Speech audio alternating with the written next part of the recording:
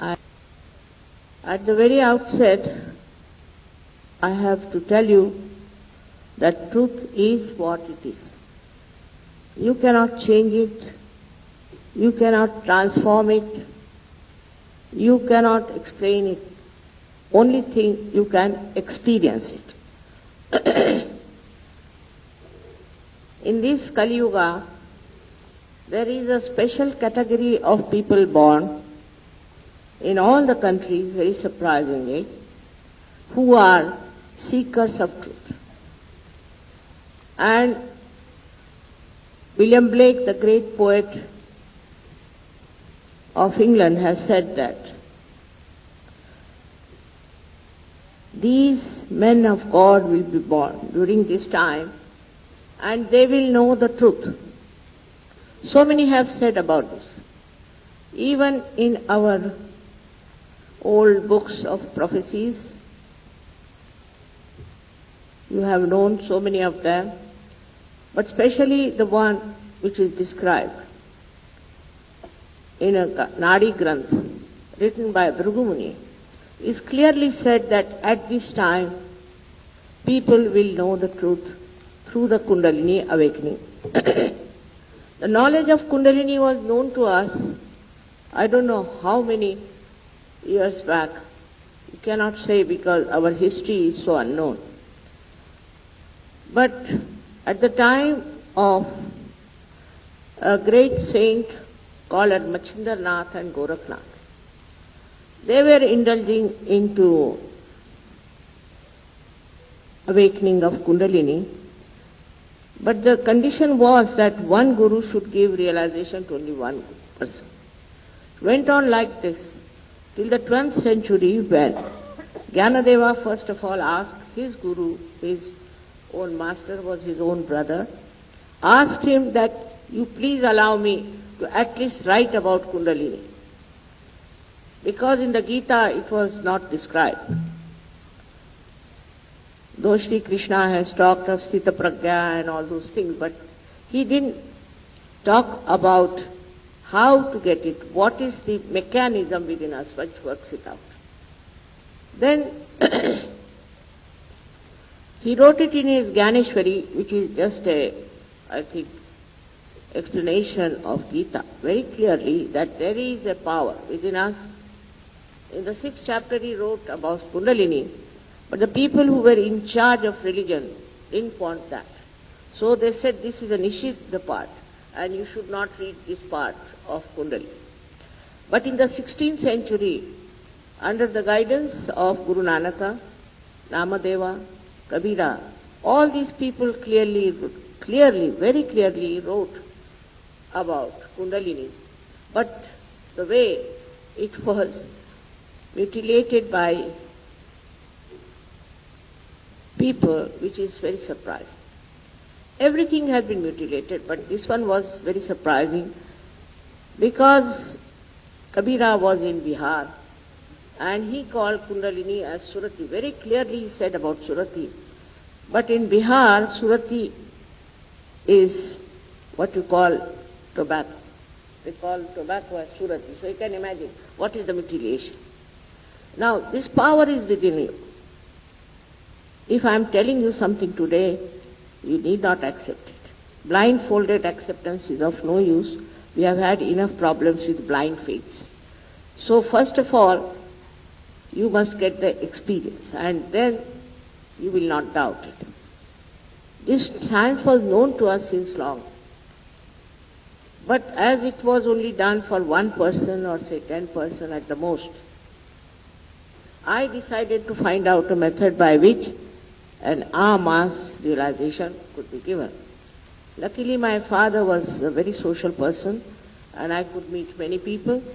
Even my husband's life was such that I could meet many people. So I worked out the permutations and combinations of human problems. And then I discovered how we can easily solve this problem of Kundalini awakening. Because there are problems on the way of its ascent, then Kundalini doesn't come up. Now, there are 7 chakras, basically. within us.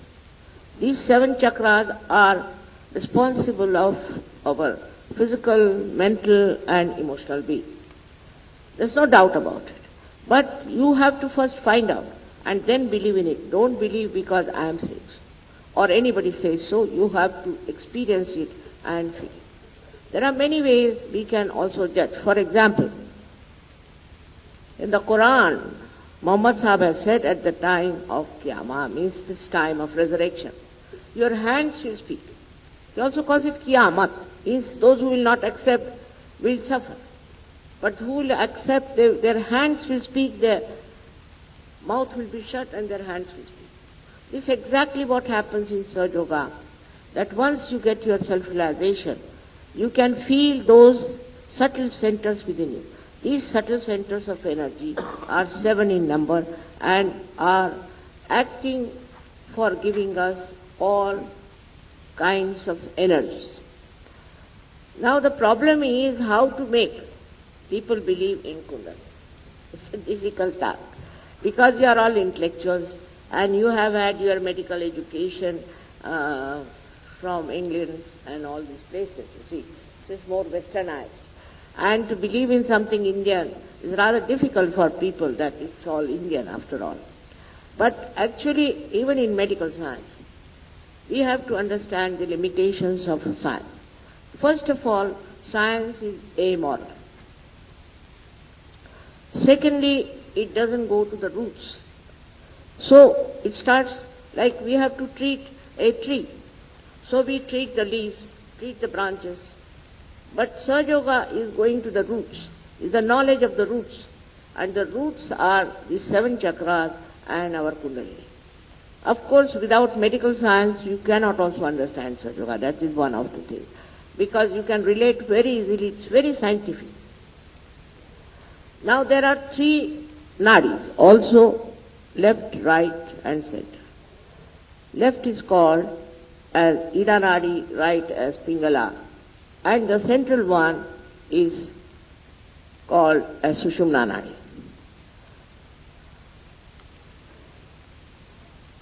Kabira has described it very clearly. And it is in the Grantha Sahib, written down. But nobody tries to understand or to go beyond the words. Just go and read the words. That is not going to help. You have to go beyond it. It's like this.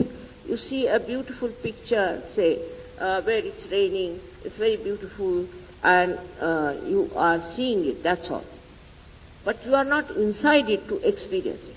So to enter inside was difficult, one because of the tradition of giving to one person only or to few persons. And secondly, the greatest objection came from people who were in charge of religion those days. Nowadays, those who are intellectuals, we should say, medias, and other people who have a feeling that they know everything, they don't want to take anything that is stupid in them. This is one of the reasons why people don't turn their eyes to the great knowledge we have in this country. I am so very happy today that Indian Medical Association has given me this honor, first of all, because I could never imagine in my lifetime I would be able to talk into them. I also did my medicine and I knew how difficult it was and how people were blind. So I used to think, how will I explain to them? Like Kabira has said, kaise samajhaun sab jaga andha. But the time has come because they are seekers now. And they should also know one more thing, that this country is the yoga bhumi. They have given us science, all right, but we'll give them yoga. We'll give them the real basic knowledge.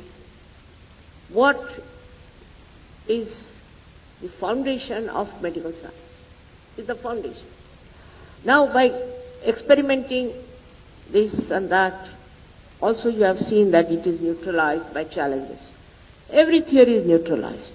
So that means it's not absolute. So we have to go to something that is absolutely absolute. You have seen that Einstein found out something, then now people are after him. This is wrong, that is wrong. It's going on like that. All the time something comes up, people go on criticizing, and the whole knowledge goes into oblivion. So now we have to understand that if this is the Yoga Bhumi, this is our country, and if it has given us such a knowledge, why should we not also listen to it? Because not only that it will flower your knowledge of medicine, not only that, but it will give you such a confidence while practicing, while talking about medicine. Now, as it is a subject is on medicine, I would like to speak on one of the centers, which is very important because doctors are always affected by that center. So I better tell them what can go wrong with doctors and what they should be careful about. Okay?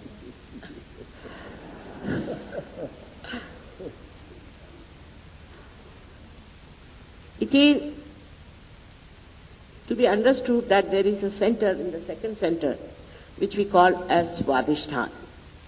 This center is very interesting. It comes out of the we call it Navi Chakra, and like a lotus, and it moves all around. See, as you can say in the gross way, it is aortic plexus. It supplies energy to aortic plexus. It is not aortic plexus, but supplies energy to aortic plexus. Now this center is very important because it gives energy to our liver, to pancreas, to our spleen, to our intestines, to our kidneys. Can you imagine such an important center it is, this Swadhisthana? But the most important work it does is which I don't know if you'll accept or not, but it supplies energy to our grey cells which we are using all the time.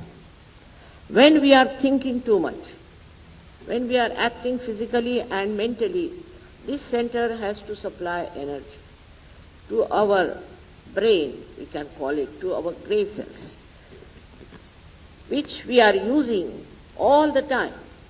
When we are doctors, we are using our grey cells, how much, we have no idea, nobody has found out how much we use our brains. But we are going exhausting our brains, and also we are very futuristic. All doctors are futuristic. Maybe they want to find out something in the pure sense of the word, or maybe they have certain ideas, or maybe it is money, maybe anything. But they are very, very futuristic. And in that trend of futuristic behavior, also there's a big competition. So they don't know what to do. They have to be futuristic and think, but what will happen? Now, in these kind of movement of the mind, what happens? We start becoming very right-sided, extremely right-sided. Now, as a result of that, as a right-sided man, I would say what medically can happen. Of course, also happens a lot of things in mentally also. But what can happen medically? This Swadhisthana chakra, which has to supply to your liver. Why do you call it liver? Because of liver we live. Liver is very important in surgery. I know that in medicine we don't know much about liver. And it is absolutely curable in surgery. But now what happens? Liver is the one which takes all the poison of the body and throws it into the circulation. That everyone knows. All right. Now when liver is looked after, it is normal. Then we have also a pancreas. Then we have spleen and also kidneys and the last part of intestines. Intestines as a whole, but last part is very important. So such a man who is always thinking all his energy is going to his brain. And all these organs are neglected and he can be affected by any one of them. So the first thing he is affected is bad liver. Now this bad liver, because it cannot throw its heat, which is the poison of the body, into the circulation, what happens is heat starts rising. This heat goes higher. On the right side we call it a right heart, which is the center which controls the lungs. So such a person can get asthma. Now asthma has been cured through Sahaja Yoga. very simple way. But it can be cured. It gets asthma. We say it is incurable because we don't know about Swadhisthana. Now this same thing happens to when it moves to the left side pancreas. Mostly people who are sitting on their chairs and thinking too much and planning too much get diabetes.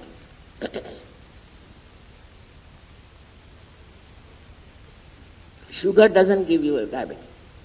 In Maharashtra, I don't know, maybe here also in the villages, a villager will take sugar in such a way that the spoon must stand at right angles.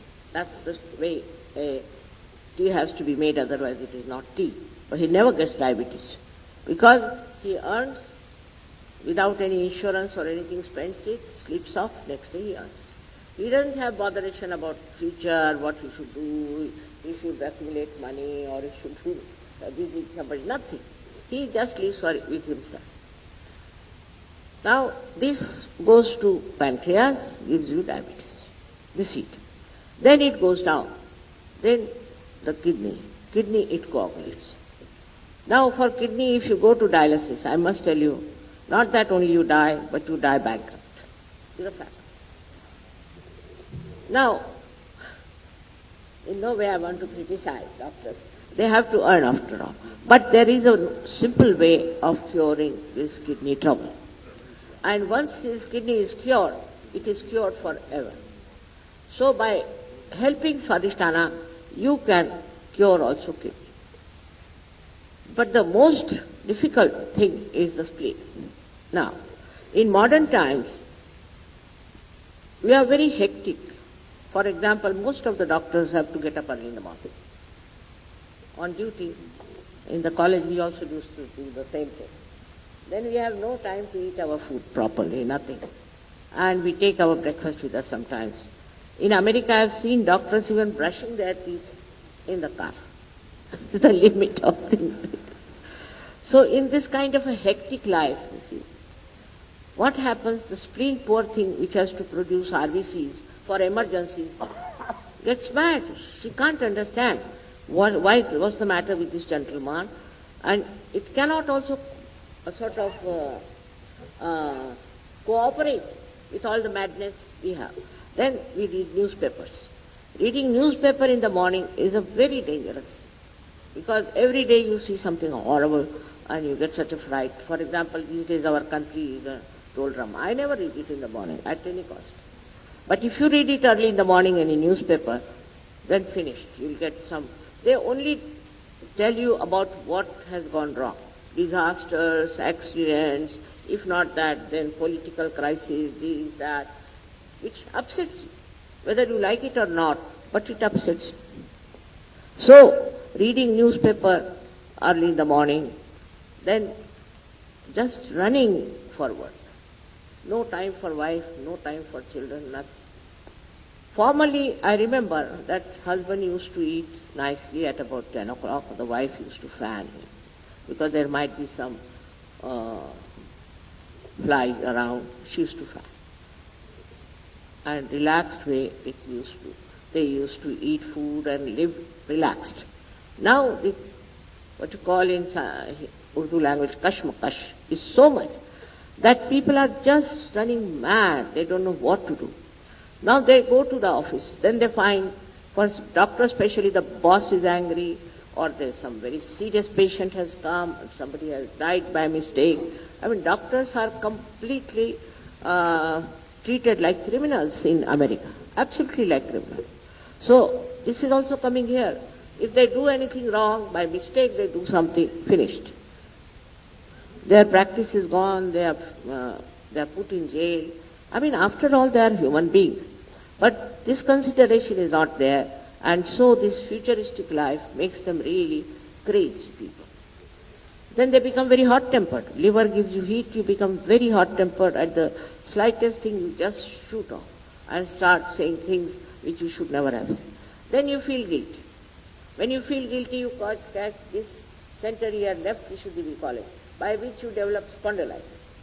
If not spondylitis, there's something horrible thing can happen to you. Now, according to Sahaja Yoga, we have two types of heart attacks.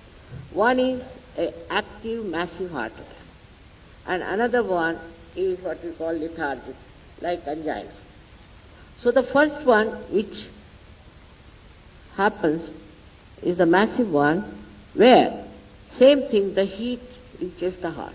Now say there's a boy who is playing tennis at the age of 21 or 22 and is drinking also, competing with his father. So he gets that massive heart attack and it is absolutely fatal. He cannot live after that.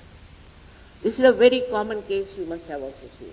I'm not telling you something out of the blue. But the another one is if you continue with this kind of thing, then maybe one day you might get massive heart attacks, especially the industrialists. Industrialists are so much futuristic, so much calculating, that they don't calculate that this will entail their own heart trouble. So this heart suddenly collapses and they die. This is I call it an active heart attack due to overacting. Another one is lethargic heart attack, like angina.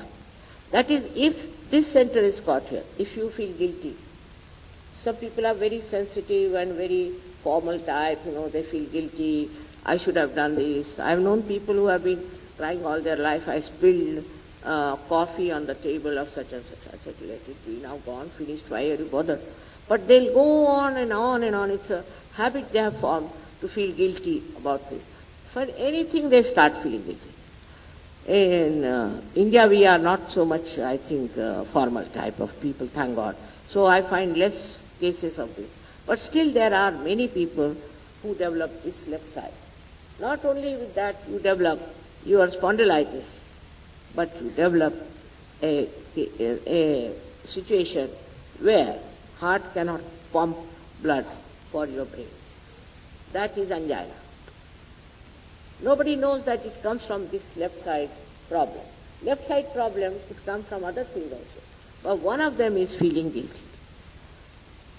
This is something I'm telling you which is not yet told in the medical science, but I'm sure one day we'll have it from India. We'll tell these people what we know about the roots of trouble.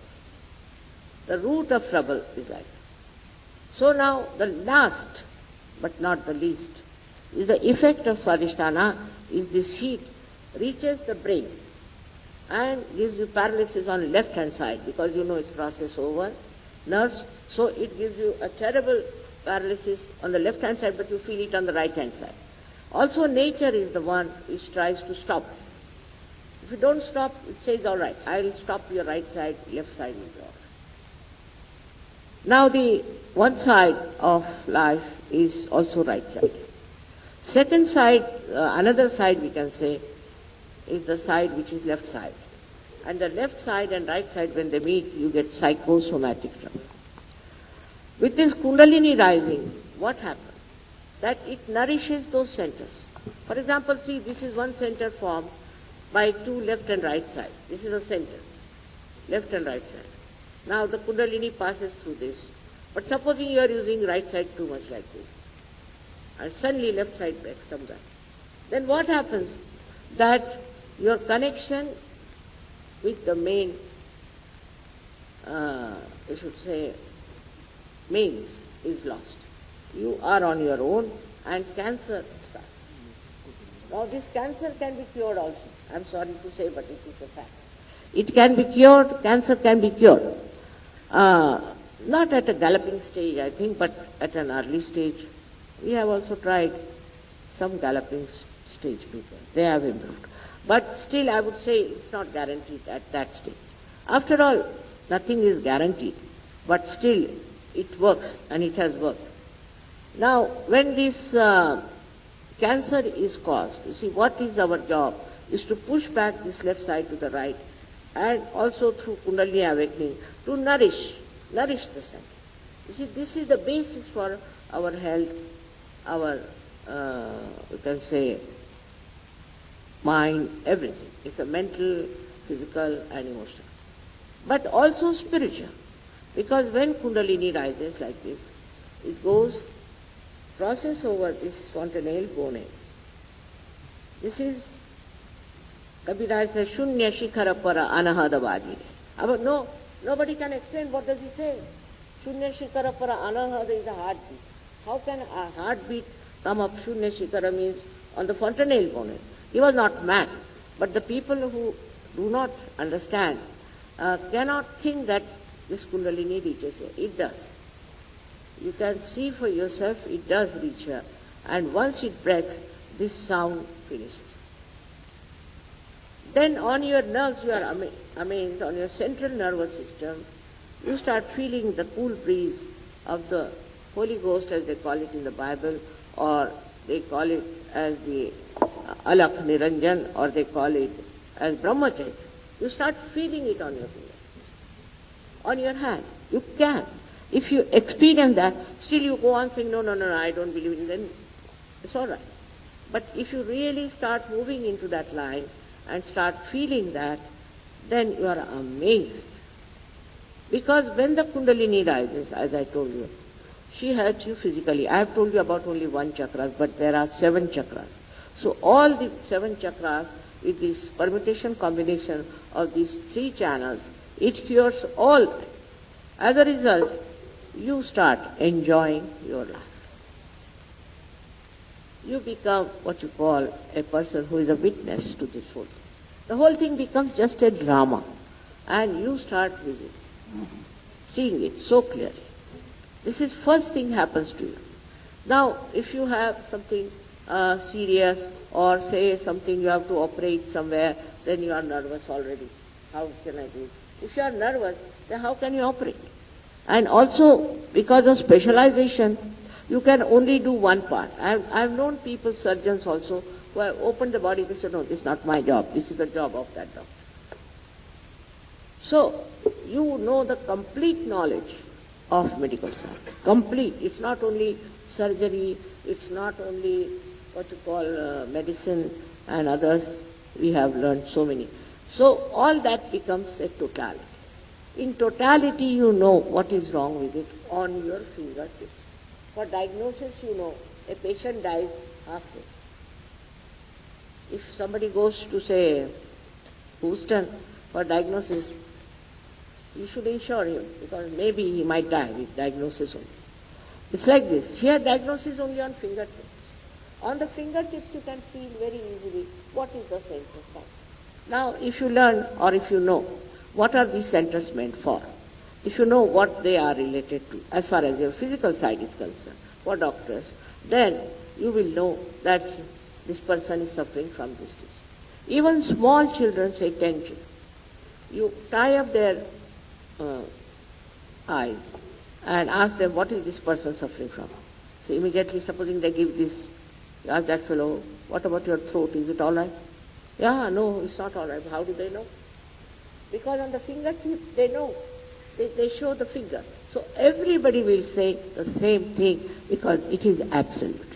This all-pervading power about which people have talked about, they have called it Brahma Chaitanya, they have called it all kinds of things, but they don't know what it is. It is this power that starts flowing. And when it starts flowing through you, tremendous things happen. Tremendous things happen. I have known so many bureaucrats, you see, were so much worried, upset, because they were honest people and were suffering. They took to Sahaja Yoga, their lives are changed now, they are enjoying themselves. They are not. Because this not only guides you, this not only gives you knowledge, but also protects you all the time.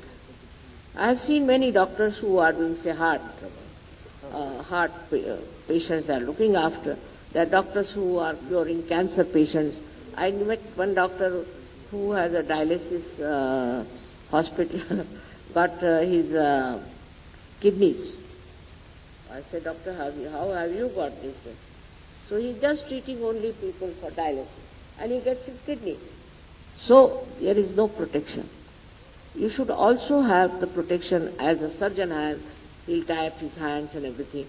But otherwise, normally, doctors have no protection of any kind when they treat another person.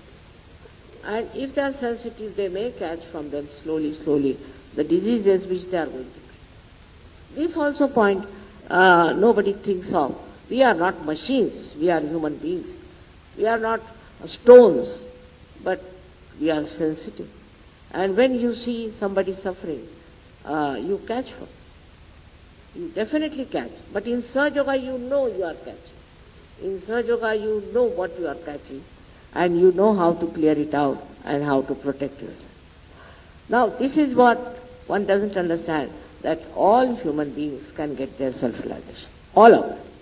Only thing, if you are thinking that you are a great scientist and you are above everything and you have read everything and you don't have to know anything, then it doesn't work. It cannot force. Sahaja Yoga cannot force on you its knowledge, nothing. It respects you and respects your freedom. Freedom has been given to you. Whether you take to it or don't take to it is your own. But if you want it, if you are really desirous of getting it, then you get it. But with that you get knowledge not only about medical science, but also about people. Now there are so many type of godmen coming. Now how will you know they are not coming? How will you know? How will you know that Guru Nanaka was a great, not only saint, but an incarnation? How will you know about Christ? How will you know about any one of them? Because you don't know the absolute. You are born like that. But once you are born in Sahaja Yoga, you become a yogi. And then you know exactly that they are all one. All the Sufis are one. All these great prophets are one. All these, we can call them prophets and also incarnations. They are all together one. Christ himself has said, those who are not against us are with us. But how many Christians understand it? So there is no need to have different religions. It is one big, huge ocean of knowledge, which has different, we can say, ports, but that doesn't mean the ocean is different. All your problems will be solved as far as integration of religions are concerned. And you don't have to give up any religion, but respect everyone in the right manner that you know about them. There's nothing to discard, nothing to condemn, but to just to know about them. Then you are amazed how they are talking the same thing what you are talking. I have read a book written by one great Sufi from Turkey, and another I have read it with our Nizamuddin here, who had written something, and his disciples. Just the same. They write the same thing. I mean, there's no difference, because absolute knowledge is the same. Only expression may be different. They might use different expression. So you get out of this madness of religion also. Religion can never teach you to hate anyone. Can never. Because I am talking here about the power of love. This all-pervading power is the power of love. It guides you, it looks after you, it cooperates, it coordinates. It is so efficient a government that I don't think we can ever imagine how efficient. And it works just like this. Sometimes it's very amazing. I'll tell you now today a case of a lady, which is a true case. Is she here now? Mexican? No. She might be here. See, there's a lady, you are there, huh? She is a lady here. She was working with the UN, and when I went to New York, she got a realization. And she became a very ardent surgeon. It rose to that thing that we call Shraddha. Then she wrote to me 3 letters telling me about some disease her son has got, who is only 18 years of age, studying in Harvard University or something. She said, Mother, this disease, some people get it in my family at old age and they die. It's a special Mexican disease. It's a big name as usual. So, I was thinking what to write to her, and I was just paying attention. And she said, should I bring my child there? What should I do? And all that. And the 4th letter I find that the doctors have said that he's completely cured. There's nothing in it. Just imagine how quick it was. I mean, I was amazed. There are so many cases like that, but this is something remarkable. Where is Mexico? I was in Pune, and just see how this Param Chaitanya has done. how it is kind. It is the power of love of God which looks after. After all, the one who has created us, the Creator, He is going to look after us, isn't He? But we should have also little attention towards finding out what is the truth. Don't accept anything. You have to find out the truth first of all. And everybody has said that. It is the same thing everybody has said you should know about yourself. Guru Nanak Singh will say, Kahe re ban khoja na jai, sada nivasi sada alepa tohe sangasa. Pushpa madhya jo bas basat hai, mukar mahi jas chai, तैसे ही हरि बसे निरंतर घट ही खोजो भाई कहे नानक बिन आपा चीने मिटे न ब्रह्म की काय. He said you must know yourself. Know thyself, Christ has said. Everybody has said you should know yourself. Now what is that, knowing yourself? That is nothing but you are. The principle is this, that the truth is this, that you are not this body, this mind. You are not these emotions. You are not this ego. You are not these conditionings, but you are the pure spirit. All our saints have said that. Now, we are not on that path. We are not looking out for what are we. If we are the spirit, then how are we to become the spirit? Now, anybody who starts talking like that, I was very much opposed by many people because they thought, I'm just telling lies, I'm this thing, that thing. But when they got sick, they came to me. That's not the way. The way is to try to know that we do not know the absolute. Once you become little humble about it, that we don't know the absolute. So the religion and science become one. Because you can explain it scientifically, as Dr. U.C. Rai has done. Scientifically, you can explain what happened. Now, you don't have to become what you call karma-kandis, you ritualistic. No need. There's nothing to be done ritualistically, nothing. Once you are really alive, you have to do little meditation every day in the evening. Now, what I also would, I should say, of this Param Chaitanya, that it gave us a chance to have a hospital in Vashi.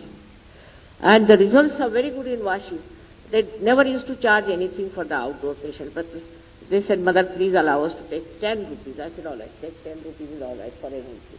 But in the people who are living inside, they are also paying little amount.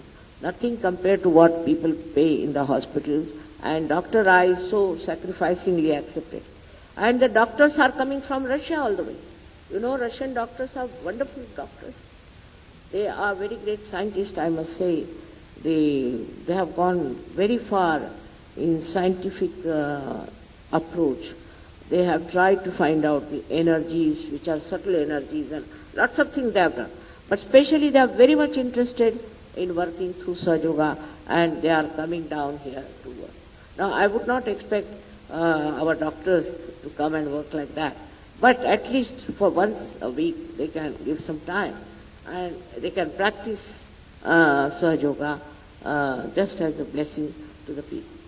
Our country is full of very poor people, very, very poor people, extremely poor, and we feel very much concerned. People always ask me, you are such a yoga bhumi, then why the people are poor?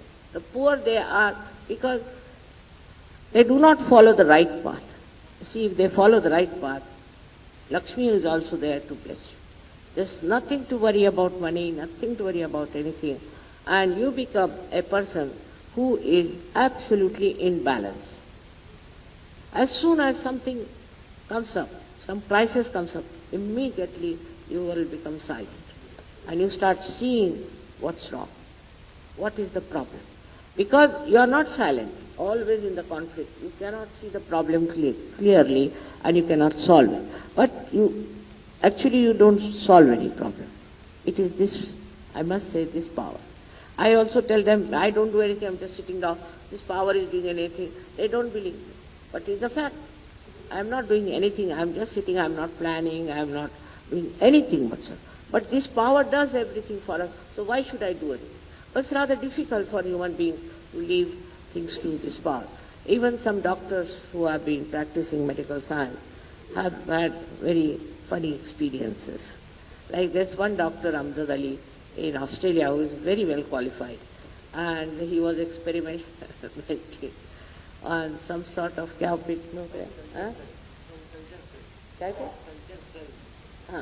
So, you see, what he found, when he went close to them, they start becoming smaller. He could not experiment. He said, now how am I to experiment with it? Because I cannot. As soon as I go near them, everything disappears. All the disease disappears. So what can I do? I said, you don't experiment with that, but you can experiment with the people who are already sick and do something about it. So there are many things like that. Another person told me that in England there's a craze for research. So one scientist, they told him, you must find out what is minus 273, the absolute zero. So he said, I cannot, because the formula is such that some heat will remain always there. I said, all right, do one thing. You go and tell them this is absolute, and how can we find absolute? We cannot find absolute. It's absolutely beyond us. Then I said, you use vibrations, and you use these divine vibrations, and he achieved it. He got his doctorate and he did it. So they asked him, how did you do it? He said, I cannot explain to you, because if I talk to them, they will never listen to me. These scientists, they think no end of themselves. How can I tell them that I did it with this divine power? They cannot believe that there is another big power. After all, who runs our heart? Ask the doctors, who runs our heart? There is the autonomous nervous system. Now, who is this auto? Ask this question. Second one, you can't answer. Who is this auto? Auto you don't know. Then but they are honest, because this we don't know. And they have put it, the name autonomous. Now I am talking of parasympathetic nervous system.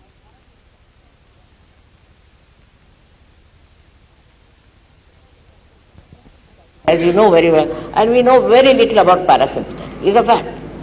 How, for other people, I will tell you that in very simple words, what is parasympathetic. Now when there is some emergency, our sympathetic nervous system, which is the left and right side, go into motion. Like we have to run. Then if you are running, our heart will start pumping blood. But what brings it back to normal is the parasympathetic. In simple words. कुछ doctors भी हैं, कुछ और भी हैं थोड़ा. So this parasympathetic nervous system, when it is filled with energy, it just settles down. It gets nourished. And then it starts working in such a beautiful manner that you achieve so many things which you could not normally achieve. First thing that happens, that you become a very peaceful personality. Very peaceful. Because we are thinking. Now the thoughts are rising and falling, again thoughts are rising and falling, again thoughts are rising and falling. All the time we are jumping on the cusp of the thoughts. But there is a space in between, and that is in Sanskrit called vilamba, but we can call it pause in English language. Now this is the time where we never see that. We never are there. So when we are jumping in the future or in the past. For example, just now you are sitting before me. Maybe you are thinking if they will get a train or not, a bus or not, or this and that. Or maybe you are thinking about your past. But you cannot be in the center. This is the big problem. You cannot be in the present. If I say be in the present, you cannot. And in the present is reality. In the present is totality. And in the present is silence. You don't think. So, according to even Patanjali, you have to become nirvichar. These thoughts which are bombarding your head, you have to become in charge of them. You have to be in control with them. So what happens? You become nirvichar, without any thought. It's a thoughtless awareness. And this thoughtless awareness is the one that gives you complete peace within yourself. People talk of peace, I know of people who have got peace awards, big. Such hot-tempered people that you have to approach them with a barge pole. I don't know from what angle they are talking about peace, but they have got peace awards, Big people like that I have known who have got peace awards. Peace has to come with you. When human beings become peaceful, there won't be any quarrels, no fights, no wars, and no politics. If you are peaceful, then you are so satisfied. You are, as in Hindi they say, apne mein hi sama jate hain. You are satisfied with yourself. You don't get into the mad rush of approaching somebody, encroaching somebody, aggressing on someone. No. You are with yourself in complete peace. As a result, so many things happen. Maybe I am the oldest person living here. Nobody can be more in age, because I am 74 now, I'll be 75. So you can imagine. But at peace when you are not having any such ideas of aggression or anything. You become absolutely peaceful. And this peace is very required today for this world to come to something which we call as a peaceful world. By fighting, by quarreling, you can never achieve peace. I have seen people going with the flags now, fight for. So समझ लिया, एक new Delhi. In that deal, अब नया नाम निकला ना, पर मैं उसको इपिस डिजीज कहती हूँ, तो वो सीधा. That disease is such horrible thing it is that your rational mind just goes out. Your conscious mind just goes out. You can't even lift your hand. You can't even lift your finger. And people carry you just like what you can call a reptile on your body. You can think all right. You can talk all right. You can plan all right. Calculate all right. But you cannot walk. You cannot lift your hand. You cannot do it. This is a new disease that has come in America and is spreading all over, and I have seen one patient also here. So what I'm trying to say, that going with this your stress, all kinds of things can happen. Now why this stress is there, that also we should know. First of all, the Kundalini has started working in this Kali Yuga, I understand. Secondly, if you see these two nadis or two channels, we call Ida and Pingala. So the Pingala nadi creates ego within us, as it is shown there, the yellow one. It creates a balloon like. Then the second one is the Ida nadi, which also creates a balloon. Now, Ida nadi creates the ego balloon, and the left side one creates the superego, means conditioning. Now, if you are identified with something, if you are conditioned with something, then these two are.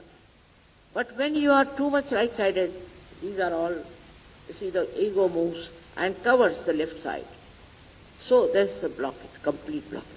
Now, whatever problems you have, they cannot pass out of your body. That makes you weaker and weaker, and that's how you have stress. With this Kundalini, these two move out. And it's opened out, and you become one with this divine power. Now, as far as the brain is, because there are some neurosurgeons also, as far as the brain is concerned, we know that we use wee part of our brain, very little part of our brain. But once you get this Kundalini there, it enlightens so many areas of your head that you just know. Sometimes people ask me, Mother, how do you know? But I know. I don't know how I know. There's no technique for it. Just I know. They say, Mother, how do you know this thing? How do you know? Somebody wrote me a letter, and I said, who has written this letter? I know. And I told them. They said, Mother, how do you know? I said, I know for definite this is the one who has written it. I don't know that person. I've never seen him. I've never seen his handwriting. But I said, I know who has written this letter. Just I know. But I wouldn't say that it's something great that I should know, because I just know without any work, without any thinking, without any managing. Just automatically I know everything. So once you become that, you don't have to worry. Now, for example, I know also a lady doctor in Delhi, in Bombay. She is the one who is a surgeon. And she said, Mother, I could know that this man has tumor very much low in his brains, but it will come out. So she said, then I was just giving vibrations first. I said, let me try first the vibrations. They said, no, there's no tumor on that side. She said, it is here, I know, I can feel it, it is here. They started arguing with her. And then they found out the tumor where she sat. Exactly there. They said, how do you know? She said, I don't know how I know. So even the children can tell where is the problem. In your head, in your brain, what is happening. Now to look after your brain is very important that you don't go into imbalances. Because if you go into imbalance, your right side will develop or your left side will develop. Actually, the right side develops on the left and the left side develops on the right. Now, also I don't know how far the medical science has gone. Up to the understanding as to left and right side are two different complementary systems. I don't know if that's it. Okay? So far. But in Sahaja Yoga you will discover that they are two complementary systems. One is right-sided, one is left-sided. And when the right side is too much, then left side might act. Or when the left side is too much, then right side may act. You see, it's a complementary two systems. And if you go on one system all the time, then you become right-sided or left-sided. Now, left-sided are the people who are not futuristic, but who are the people who live in the past. Now, of course, I mean, I don't want to just now discuss about it very much, because it's also more confusing for people, because they don't want to believe that there is something like dead souls, or they don't want to believe in the viruses being dead, vegetables and things like that. But it is. On the left-hand side, we have got all our past since our creation. So if somebody gets virus, you give antibiotics, you do what you like. It won't. Only Sahaja Yoga can drive it out. Only through Sahaja Yoga you can cure viruses, because only Sahaja Yoga can act on the left side. Many mad people, crazy people have been cured through Sahaja Yoga. Also it gives you a good idea about how you can show people who is mad and who is not mad. Like I had a program in Pune in the beginning, and they arranged it in a hall which was owned by some Brahmins. So when I went there, they said, no, she's not a Brahmin, so we can't give her the hall. So Sahaja Yogis were mischievous. They said, all right, we'll give in the newspaper that they are refusing because she's not a Brahmin. No, don't do like that. We'll have it. So I didn't know what was happening behind the back. When I went there, I was sitting there. Very interesting. I saw about 25 people sitting in front of me shaking like this. So, Mother, stop it, we know you are power, stop it. I said, I'm not doing anything weird. They said, now also there are people who are shaking like this. So I said, ask them who they are. They said, we are certified mad from Thana. We have come here with our superintendent because you have cured one madman. So they said, are we also mad? I said, something wrong. So the thing was, they were thinking Brahmins are the highest or something like that. It's all nonsensical ideas, because Brahmin is that which knows the Brahma, which knows all-pervading power. And because of these funny ideas, they have tortured all the saints.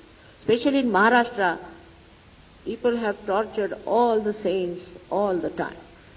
So, where you have so many saints and so many people, then you must know that it was just to work out the brains of these closed-minded people. But to open them out is only possible, I think, when they are in difficulties. When they are not in difficulties, they don't want to accept. Supposing they are sick, then they'll come to. Now, if you cure somebody sick, you see, once he's cured, he's finished. He doesn't do any Sahaja Yoga, he doesn't want to help anybody. But if there is a person who is healthy, who is perfectly all right, and who is knowledgeable, if he comes to Sahaja Yoga, he'll be such a help to this, I should say, to this poor country. This country is suffering from tremendous poverty.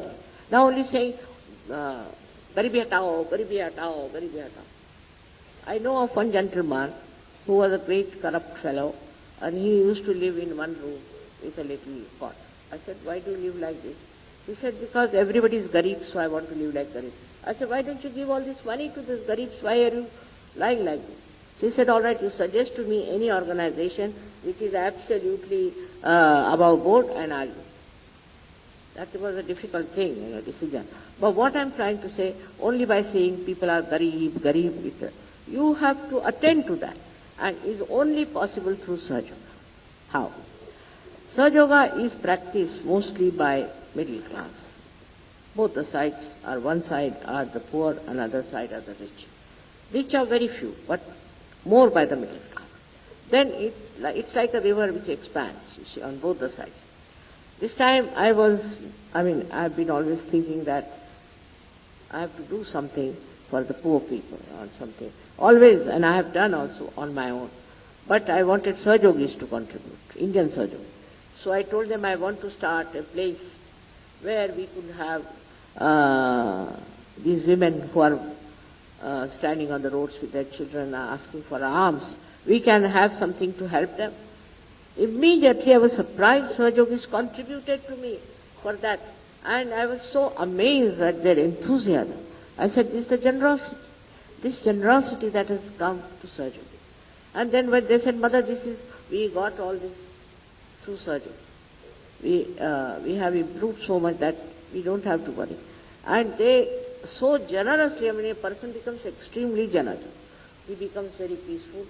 He becomes generous. And he starts enjoying the generosity. People earn such a lot of money, everything they should do. There's no harm. In Sahaja Yoga, there's nothing like sannyasa. Nobody has to take sannyas. Nobody has to go out of his family, out of his, nothing. It's all here. Why to go anywhere? So you have to be a very normal person. But one thing is important. You must have the pure desire to get your realization. If you don't have that pure realization, then it doesn't work out. Apart from that, it might work, but you go on dropping down. Because if you want to make money out of Sahaja Yoga, or if you want to, say, achieve some power out of it, you see, you are so powerful that you don't have to ask for power and anything. You don't know how it works and how it gives. First of all, only we have to believe that we are reflections of God Almighty. We are not just human beings. Especially to be born in India, you must have done lots of punyas. Otherwise you cannot be born in this great country, I can tell you. All this you see is all nonsense that is going on. It's just skirmishes on the periphery. But if you see the culture, the love, affection we have, the understanding of value system we have, you can't imagine. When you go abroad, you are amazed. You don't know how to tell them. They're so stupid. I tell you, very stupid people. Nothing to learn from them.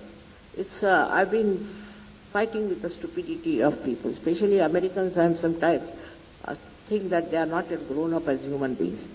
The way they talk, the way they understand. They only like people who will come and tell them stories and make fool out of them, make a lot of money. To me they said, we cannot take to Sahaja Yoga. I said, why? Because you don't take money. What is your validity? If you don't take money, then you have no validity. Why should we believe in you? Because I said, then supposing I take money, then we can prosecute. I said, go and prosecute all these people who have looted you. Nobody could prosecute them. So, we should not look to them for understanding of life. They have not yet understood. We have to look to ourselves. We have such a heritage. You can imagine thousands of years back, we have been talking of Brahma. We have been talking of absolute truth. In what country they have this kind of thing? No country has. So first of all, you should be very proud to be an Indian. That's very important. Even Sahaja Yogis from abroad, they dress up like Indians, and they have taken to our culture, our style of culture. I need not tell you about the Western culture, as I was really shocked. Then I thought I better write down something about them as a witness whatever I saw. So there's nothing to learn from them, nothing to learn. But one day will come. They have to come here. All the doctors have to come here. I'm very thankful, very, very thankful to this Indian Medical Association. Especially, I never expected. And I'm very grateful to them for this. Because I know in this country, if the doctors take it up, all over the world they will have to understand.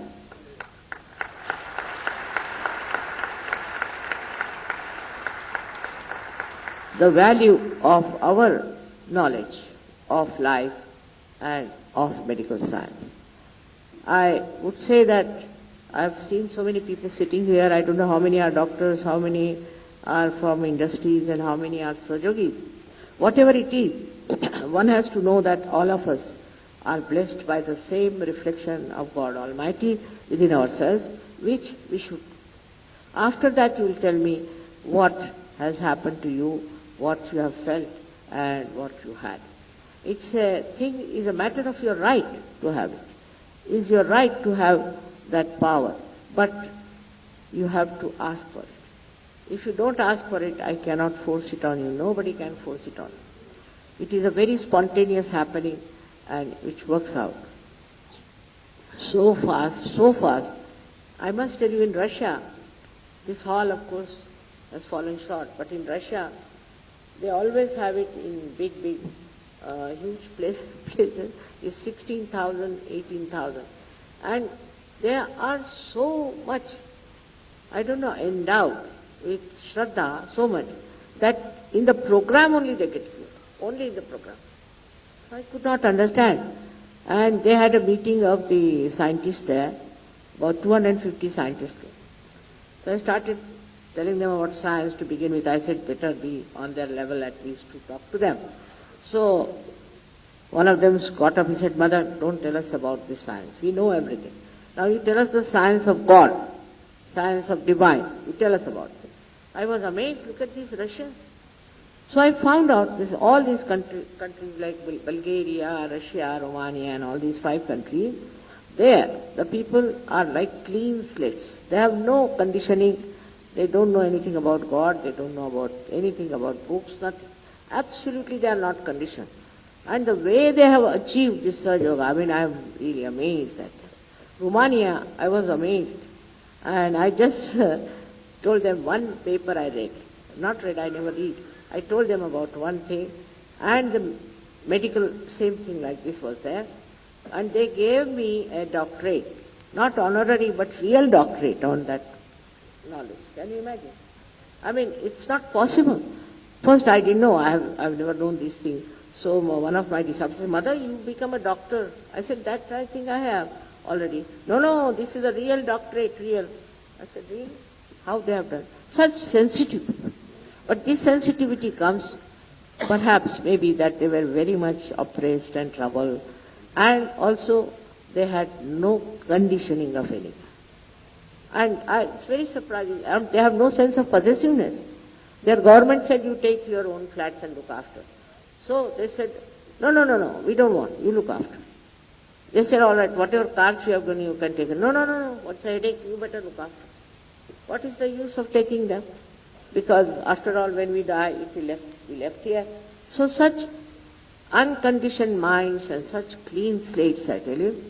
In the same way, we are also very much, Indians are very much capable, very much more capable than they are. Once they get it, and they can go very deep into it, because our life is very deep. Our culture is very deep. We have had, thanks to all the saints and all the Sufis and all the incarnations, that basically our genes are very good. But with Sahaja Yoga you can even change the genes. We have shown it. You can change the genes also with Sahaja Yoga. And we should not accept anybody because he says his genes are bad, so he should be allowed to be what he is. It's not that. Everything changeable, and to say that genes are just the cause of your own style, it's not so. Because one child will have different genes, another child will have another genes. So how can that be? So it's not from the parents, it's not from anything, circumstances, but it is your own reactions to things that you develop genes. So what happens with genes is that you become a very, very religious man, very religious. in the real sense. Not religion because you pray too much, nothing, but inside, you are so religious. And religion is what? Is love. Love for humanity is religion. And that becomes so innate and so inborn, and you enjoy, you see, loving people. You enjoy giving your love to others. Even those you hate, you love to give them love, because you think hatred after all is due to ignorance, is not because he hates you really, but ignorance. And you start seeing the whole thing in a very different vision. So I have a great vision of our country achieving that mass emancipation, awakening. And so let the whole world come here. Once they came just to give us slavery, now let them come to learn what is divine. And you all can do it very well. You don't have to read many books, nothing of the kind. We don't give also books to people, because if you give them books, they will just become masters of the books and will not achieve anything. They should go deep down. First of all, they should be themselves completely one with the divine. Otherwise, they are not entitled. They have no powers. When you are not empowered, how will you do it? But for that, you don't have to spend too much time. 5 minutes in the morning, 10 minutes in the evening, if you can meditate, nothing like it. And you will be surprised that all your thought process will slow down, so much so that you can see clearly what is the right, what is the wrong, what's going wrong with you also, because you get self-knowledge, and also with others. Because you develop a new dimension which we call as collective consciousness. Samuhik Chetana. Collective consciousness. Sitting down here, you can feel vibrations of Mr. Clinton, or you can feel the vibrations of any person, anywhere. Sitting down. Now, if you know how to correct these vibrations, your own vibrations, you can correct the vibrations of others. You can correct the vibrations sitting down here of other people who are far away.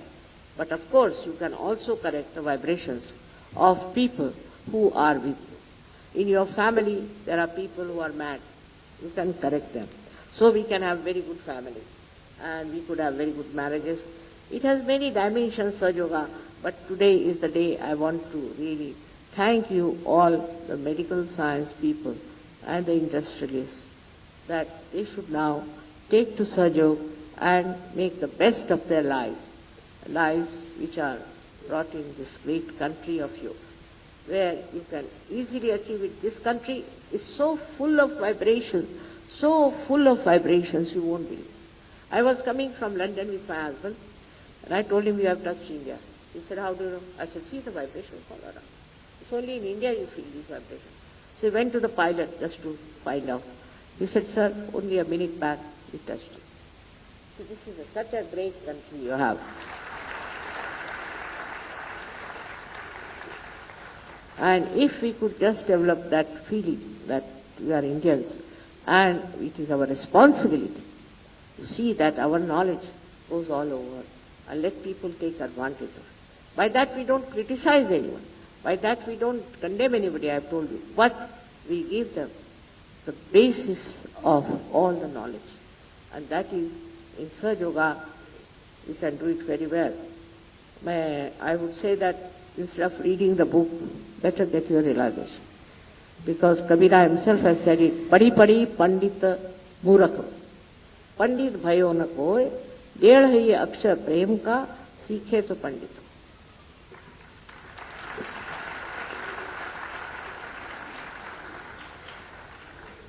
Thank you very much.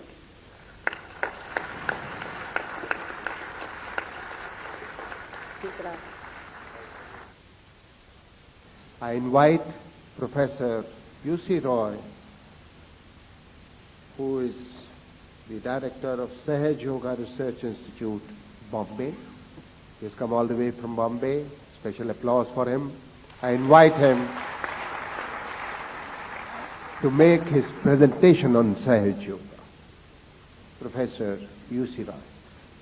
Her Holiness Sri Mataji Nirmala Devi, Dr. Sood, President of the New Delhi IMA, Dr. Brahm Prakash, the Director of the Neurosciences, Dr. Kalra, Dr. Grover, the past President, Dr. Sudesh Ratan, the President of the IMA New Delhi branch, Dr. Rajiv, and Dr. IPS Kalra.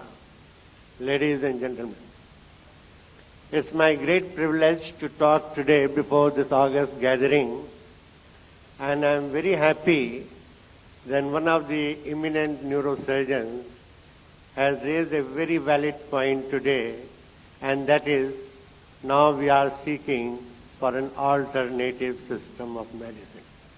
Dr. Sudesh Ratna also said the same thing, that we want an alternative system of medicine. Now, why these doctors today want an alternative system of medicine is because the modern medicine has not been able to give an answer for the cure of psychosomatic diseases, which are increasing every day in this modern era, in this present age, because of the highly industrialized life and a high-tech life. There is so much of psychological stress, there is so much of stress and strain in life that everybody you find is suffering from one or the other psychosomatic problem. If you look up the data you see provided by the World Health Organization, they say 50 million people, you see, are suffering from essential hypertension. And for this, there is hardly any cure with the modern medicine. I think the doctors will agree with me. They always say, well, you have to take the medicine all through your life. If you take another common disease like bronchial asthma, if you go to the doctor, they will prescribe you the drug, and you find that you have to take it all through your life. There are so many. Migraine is another, for which I know. You go to the greatest neurologist of the world. You see, I remember MacDonald, you see, from London, who came once to Maulana Azad Medical College when I was there, and he told me, Dr. Rai, there is no cure for migraine. My wife was suffering from migraine, and I consulted him, and he said there is no cure, and we have got these migraine clinics in London where hundreds of ladies, you see, are coming. Now all this, you see, has made the doctors also to think that there has to be some other alternative system. Now the modern medicine has advanced very much. There are thrilling advancements in the modern medicine, and if we say that modern medicine has nothing, it will be wrong. Why modern medicine has failed in the treatment of the psychosomatic diseases is because of the wrong concept.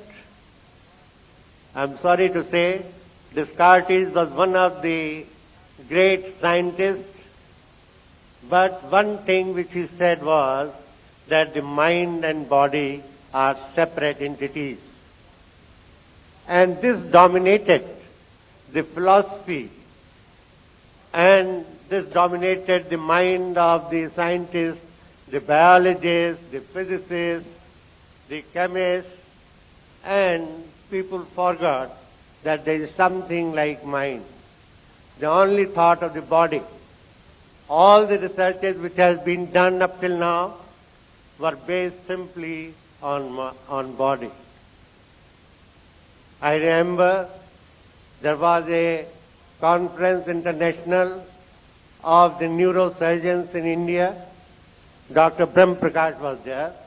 One of the scientists from Netherlands, neurosurgeon, said that it is only the spiritual scientists which might be able to give us an answer to the dilemma between mind and brain.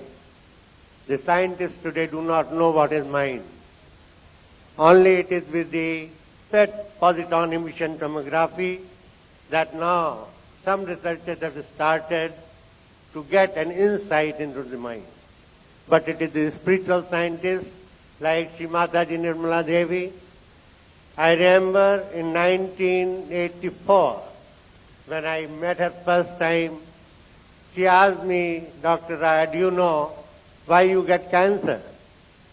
I said, Sri Mataji, in this world nobody knows. And if anybody knows what is the cause of cancer, then I think he will get a Nobel Prize and he might be made a name in the world. Sri Mataji said to me that there is protein P52. And I was sorry, I scanned the whole literature, but I did not get the name of the P32. But recently, 4 or 5 years back, when I was reading a journal on the oncologist cancer in the field, I found that one of the scientists you see in Toronto said that it is the P32 which is which might play a role in the causation of cancer.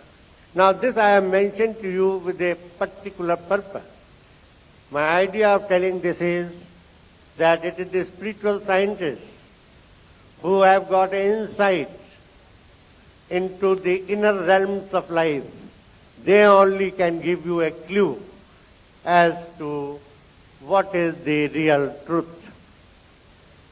And the scientists have to apply their mind to prove it.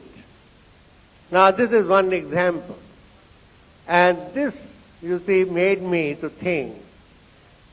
Earlier, I would like to accept before Sri Mataji that when I heard Sri Mataji for the first time, and when she told me that by doing Sahaj Yoga you get cool breeze in your hands and top of the head, I had humbly to say to Sri Mataji that it is very difficult, I am not getting, and as a scientist, as a physiologist, I am not able to believe it.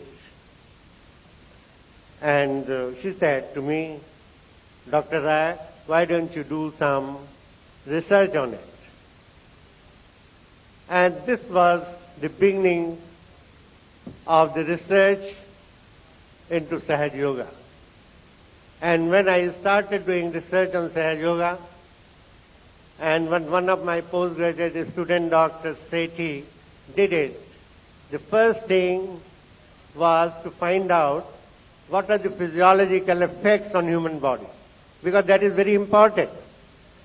Before I recommend, or you recommend anybody that practice Sahaj Yoga, you have to know that if you are practicing Sahaj Yoga, what is its effect on the body. Now there are so many yogas, you see, which are there, but we do not know what is their effect. And so I thought that the first thing we should do is to find out that what is the physiological effect of Sahaj Yoga in our body. I will not go into the greater details. I have brought the slides, but I think the time is come, time is less. So I will just tell you that when the research was concluded, we found a very important finding, and this finding was that one of the neurotransmitters, which plays a very important role in our body, and which increases the sympathetic activity, you see, gets decreased. And when we got this result, which was statistically significant, I was very happy. Because most of the problems today is of the psychological stress.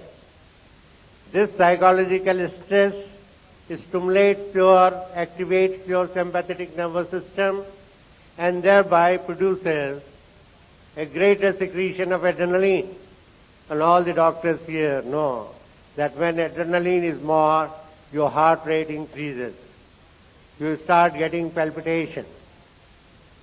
And you find also it can bring about so many effects on the muscles. The muscles start going into tension, and you find that the person starts feeling nervousness.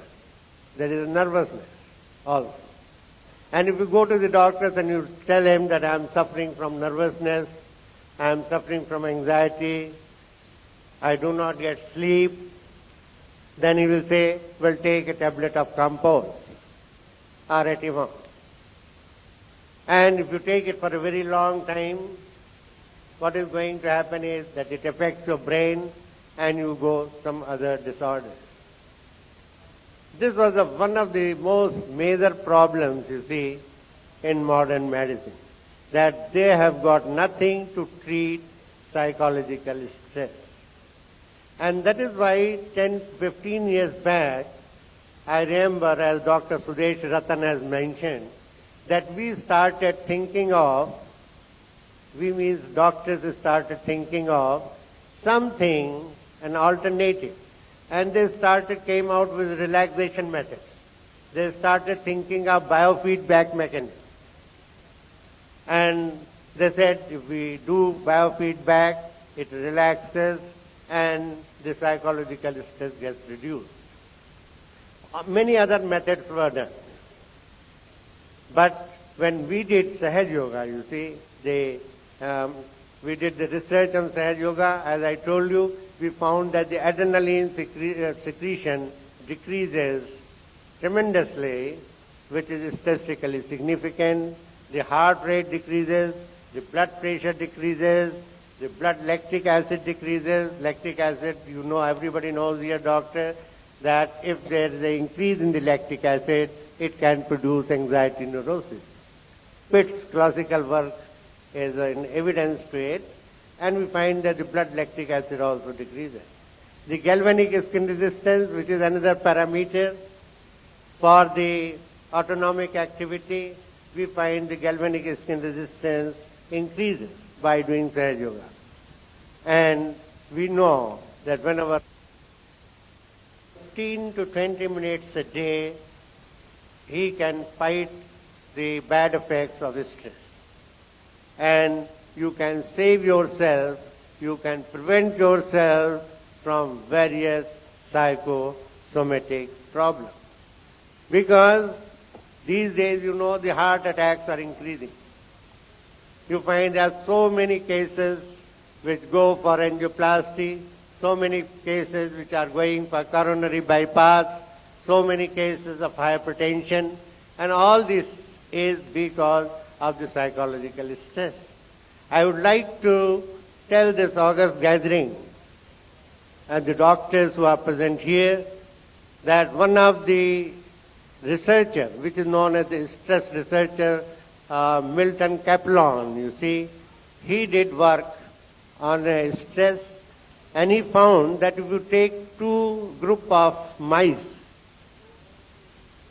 and you expose them to stress, in one group of mice there is a device by which he can avoid the stress shock by pressing a lever.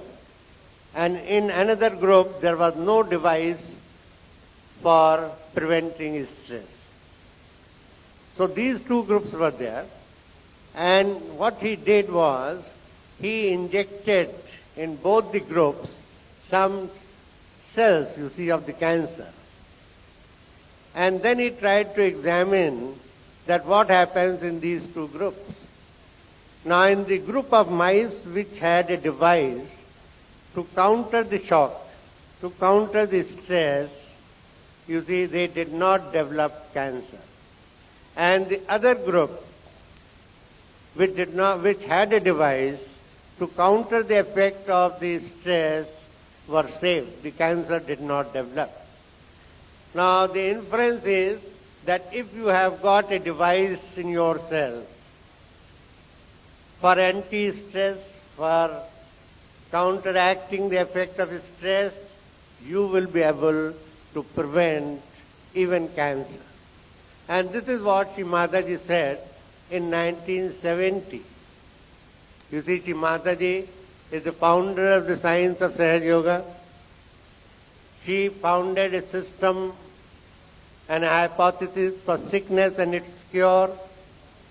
She has told us that all the diseases can be cured by Sahaj Yoga, by the practice of Sahaj Yoga, and by the techniques by which we can clear the various subtle chakras.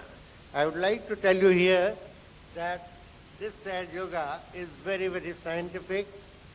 Sri Mataji said, you see, that this Sahaja Yoga, which was described by Sri Mataji in 1970, which was originally described in Markandeya Puran, Sri Mataji says that this Kundalini, which is present in the sacrum ball, can be activated by the practice of Sahaja Yoga.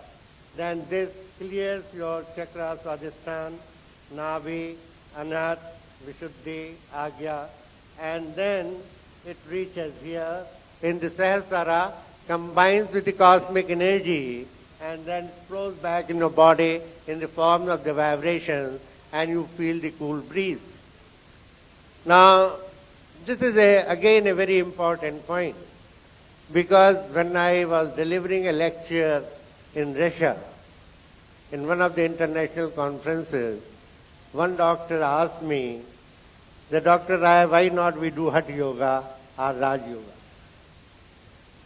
And I had to tell him that Hatha Yoga is also very good, Raj Yoga is also very good, but if you look at it, that when you do Raj Yoga, what you have to do? In Raj Yoga, there are so many things. You have to master 8 steps of yoga.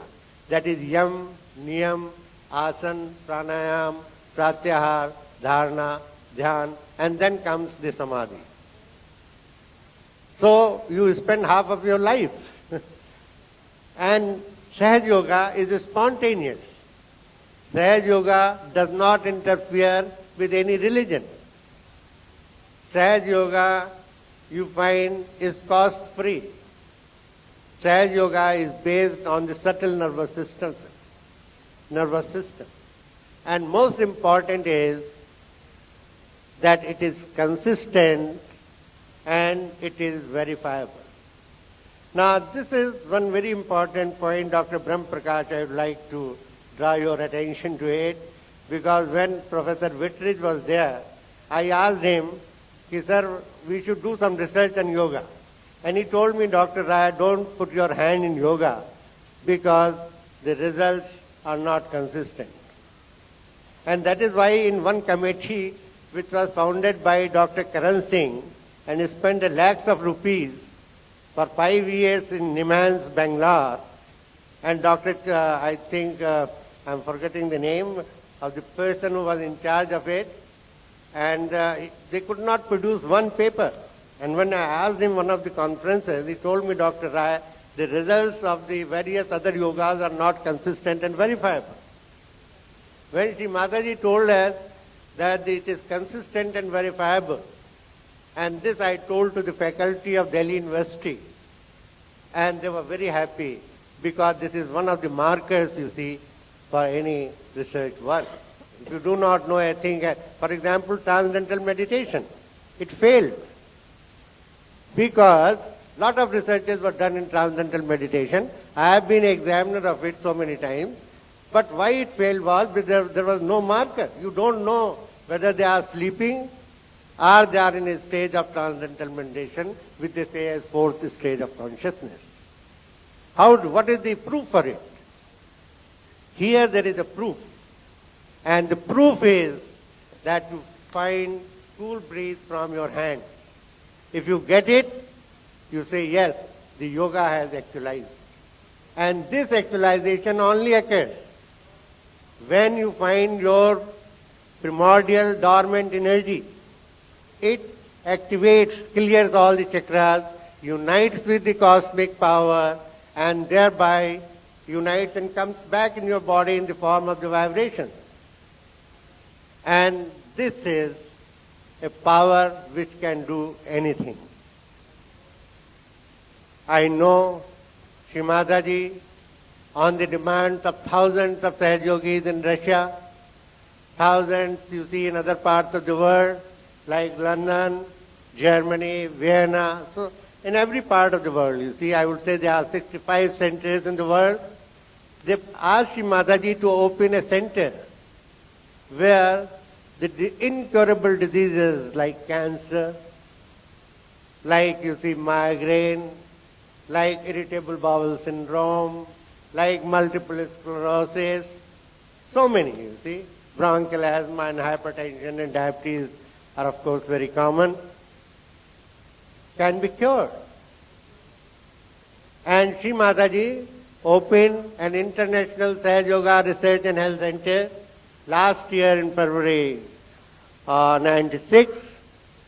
And I am very happy to tell to this August gathering that there have been so many cases of incurable diseases which have been cured there.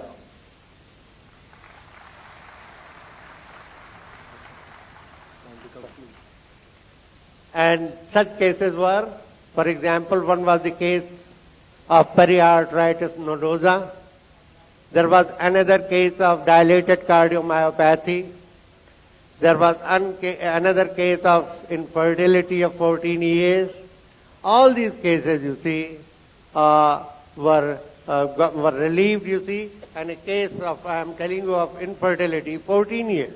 And this case was diagnosed as Beach Candy Hospital, Jaslok Hospital, Institute of Fertility and Research, and they said that they cannot have a child because the ovary do not produce any ova, in spite of all the hormones. I was also not sure, but I just said, as Shri Mataji said, that Param Chaitanya can do anything. And so this energy is Param Chaitanya. And what happened? After 2 years, they were blessed with a child. Now with these few words, I will end my talk by saying that with the advent of Her Holiness Shri Mataji Nirmala Devi, a new era of holistic health care through Sahaj Yoga has started. Thank you very much. Thank you, Professor Rai, for trying to